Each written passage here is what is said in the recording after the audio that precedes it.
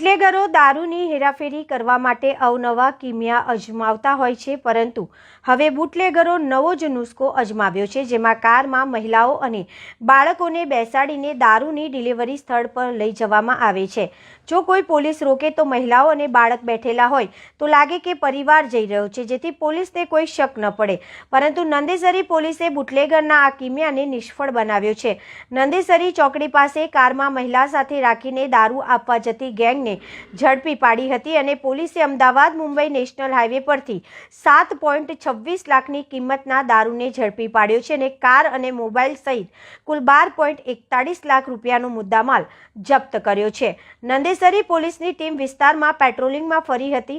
આ સમયે પોલીસને બાતમી મળી હતી કે કારમાં કેટલાક શખ્સો વિદેશી દારૂનો જથ્થો ડિલિવરી આપવા માટે જઈ રહ્યા છે અને તેઓ દુમાળ ચોકડીથી વાસદ તરફ જવાના છે અને હાલમાં નંદેસરી ચોકડીથી પસાર થવાના છે, જેથી નંદેસરી પોલીસે બાતમીના આધારે ફાજલપુર ગામ પાસે વોચ ગોઠવી હતી।